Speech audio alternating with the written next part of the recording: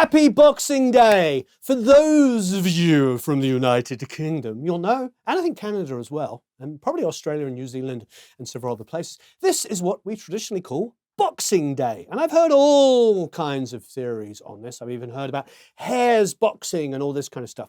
But apparently it's a Victorian thing because the wealthy, posh people, say in London, would give boxes to the people that worked for them. And so they'd give them presents on the day after Christmas, hence the 26th and Boxing Day, which it is today. I hope you're enjoying my Steve Magora wig. I rather love this. And our little friend, this belongs to Eric, whose name is Oscar. But what are we talking about? Well, we're going to talk about my other favorite microphone. I'm going to put Oscar down just here. And we're going to get all serious for a second. This year, Royer released a microphone called the R-10. This is my personal R-10. A couple of days ago, we did a giveaway on Christmas Eve of the Lewitt 640 TS, which I believe is an absolutely amazing mic. This is an unbelievable mic. I believe it's about $500 retail, and it may well be the best ribbon microphone I've tried at that price by far. To be honest, I put this up against a 57 and started recording guitars with it recently. And without putting any other models that either Roy or other people make down, it sounded absolutely phenomenal. We've been using this mic to do some really amazing capture sounds. It is phenomenal. It's a $500 masterpiece. Comes in a beautiful Royer bag. Here is the mic. It's gorgeous. It's really, really well made, and it sounds fantastic. So this microphone came out in fact, it came out nearly 2 NAMs ago. Absolutely love it. We're going to show some clips here of me using it on acoustic guitar and on electric. We did a clean guitar and we did some acoustic stuff on it. It's absolutely phenomenal microphone. So I'm going to take the back cable here and use it on the Royer R-10. The R-10 is something that we reviewed a little while ago, and you know, I wouldn't say it was cheap, but it's definitely affordable compared to most ribbon mics. And to be honest, I was really, really impressed with it. As much as I love the 121, which is, you know, an industry standard now, this is a pretty darn good mic. The way to get the best out of this is to put this on the dust cap. So I'm going to take the Royer and put that on the center because, of course, a ribbon microphone is darker. And then position the 57 against it. Now, most of the guys and girls that I admire who do this will not only butt it up against the side of it, but will also point towards it, really getting that field pretty tight. We're going to angle the 57, get it super close. And of course, we can move this around, but we've got to be careful that if we start separating these mics too much, we might mess with our phase, with our polarity, and we might get some weird low-end cancellation. So that should be a relatively bright sound because, of course, the 57 is also pointed at the dust cap. Let's check it out. So we've got the Royer now on the dust cap. Ribbons are generally darker. One of the things that makes them a little brighter is, believe it or not, is actually this grill, because some of the reflections can make it a little brighter. So you'll notice on some ribbon microphones, they have really aggressive looking grills, which add to the brightness. That reminds me almost of the edge of the speaker.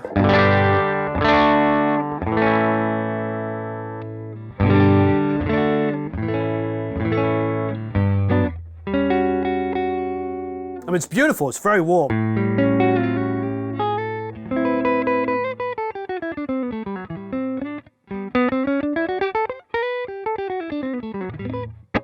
So now with the 57 on the dust cap, it's brighter. With the fuller, warmer sound, if you like, low-midlier sound of the ribbon.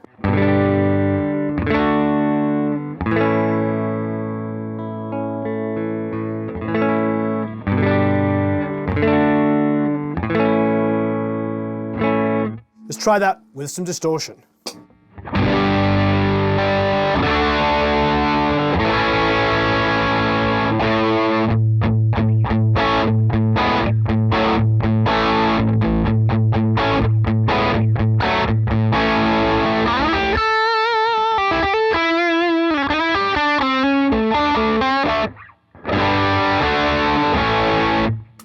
Some delays.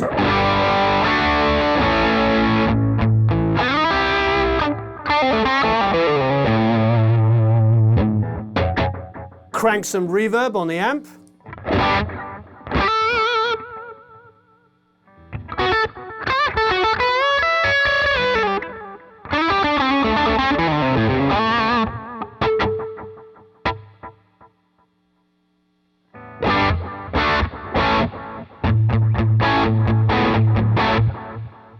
So it's a pretty darn good tone, and this is an amp that's quite clean, as you can tell, so the drive is all coming from the pedal. We're not getting that additional assistance from, you know, the drive of the amp cracking up. I do like the amp to do that, so typically I would normally hit the amp a little harder.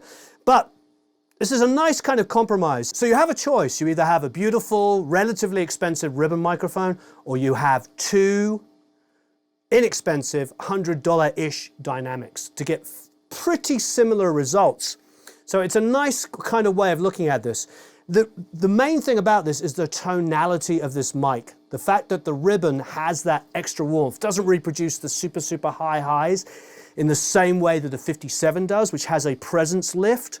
Because it doesn't have that, it allows you to take a guitar sound, it allows you to create the warmth that you would from a back. However, bear in mind, if you want to save money and you have an open back cab, you can get similar results. So it's kind of 6 of one, half a dozen the other. I love both options, and typically I reach for a 57 front and back more often than anything else. And a lot of guys I know do that as well. But having a beautiful ribbon is going to give you similar and different kind of tone palettes as well. As usual on the acoustic guitar, I've got multiple places I like to mic it. Many of you know I mic it here on the bottom of the body, and then I'll go to the 12th and 14th fret here. So what we're going to do is we're going to move around a little bit and do what I normally do. So at the moment it's predominantly on here. Let's have a listen.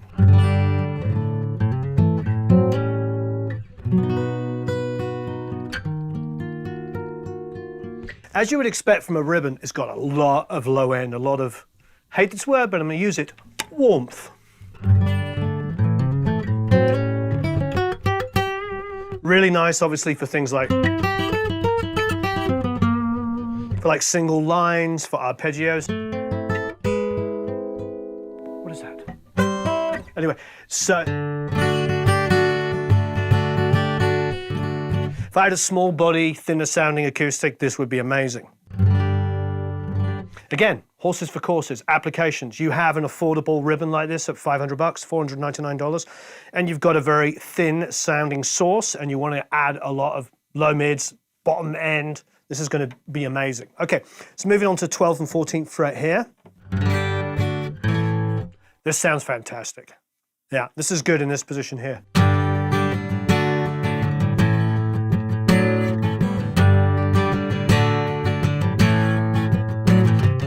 Doesn't have that inches away from the sound hole here.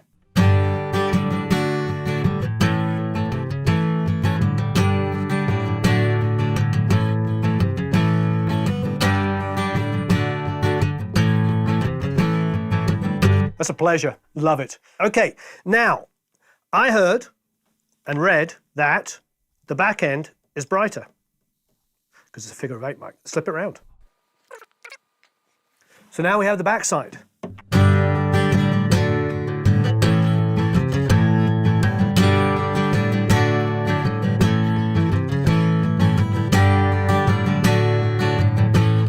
Okay, go here on the bottom. I'll tell you one thing, there's a lot more output. I'm gonna have to bring the output down. So that was interesting, a lot more output.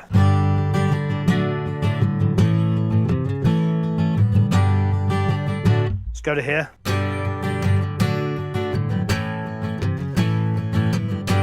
Now flip it back round again and double check.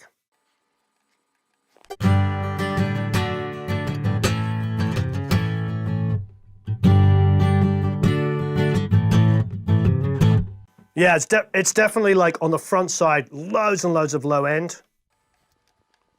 And I'm calling it the front side because of the logo. Technically, a figure of 8 is seeing both sides, so a front is a back is a front.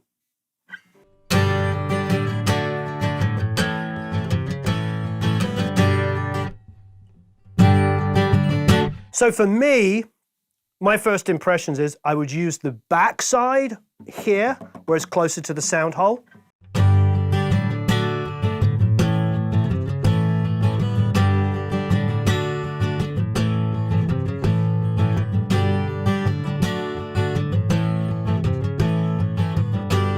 And then, if I want to go here on the neck, which I would say is more pop, I would go to the quote-unquote front side, which is my favorite of all of the settings. Immediately, I love that. So basically, this is 12th to 14th fret, about that far back. What's that, 5, 6 inches, something like that. And it's nice. Very natural acoustic guitar sound.